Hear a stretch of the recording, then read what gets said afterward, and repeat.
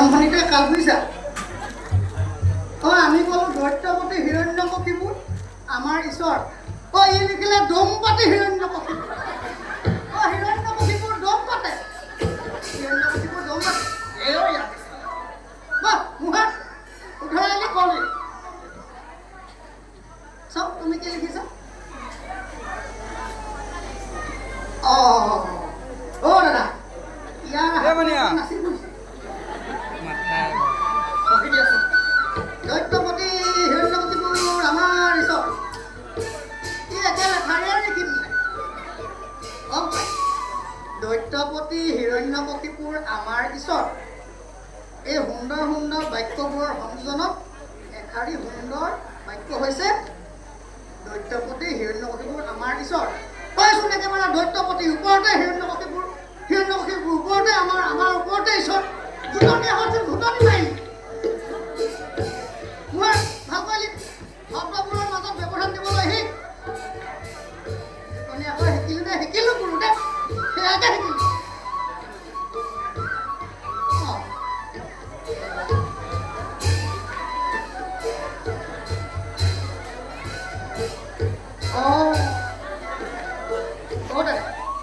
আৰু একো তৰা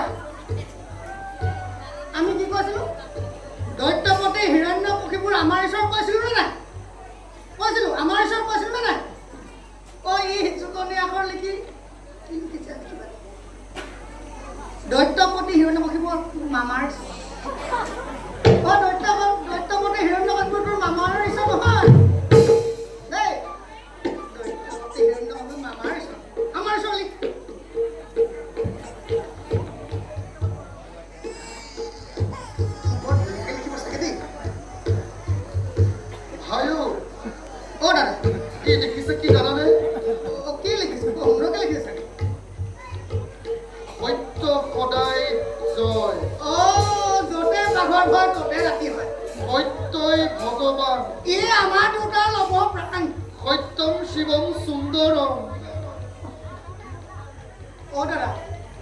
এইটো আমাৰ কালন্তক জম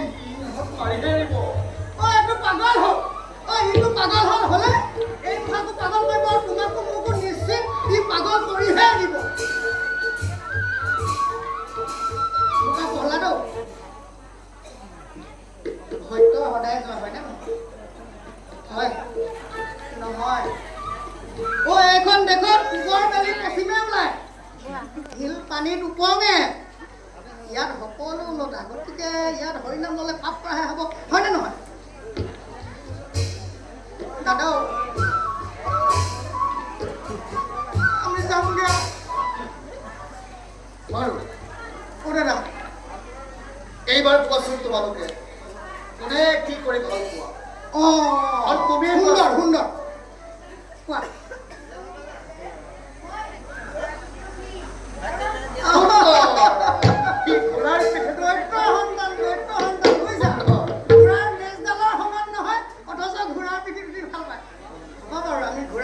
কেনেকে যুদ্ধ কৰিব লাগিব ধনুকাৰ লৈ আমি তোমাক শিকাই দিম বহা সুন্দৰ বাৰু তুমি কোৱাচোন তুমি কি কৰি ভাল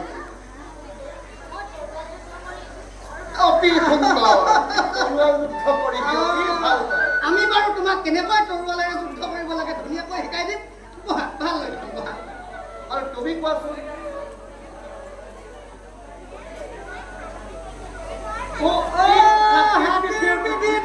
ভাল পায়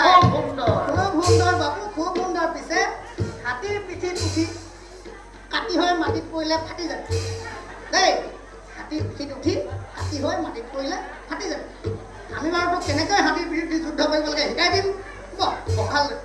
তুমি কোৱাচোন তুমি কি কৰি ভাল পোৱা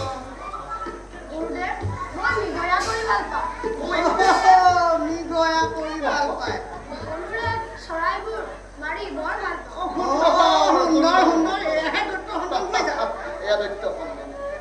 তোমাৰ পিছে লক্ষণ মই ভক্ষণৰহে দেখিছোঁ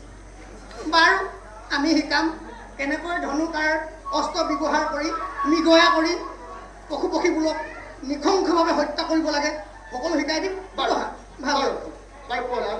তুমি কোৱাচোন তুমি কি কৰি মই হৰিনাম গাই বৰ হৰিনাম গাই ভাল পাওঁ নাম লৈ ভাল পাওঁ এইখন দৈত্যপতি হিৰণ্য কশিপুৰ ৰাজ্য ইয়াত হৰিনাম নহ'ব বোকা দৈত্যাচৰৰ আদেশ আমাৰ কথা যদি অমান্য কৰা তোমাক বেত্ৰাঘাত পৰ্যন্ত কৰি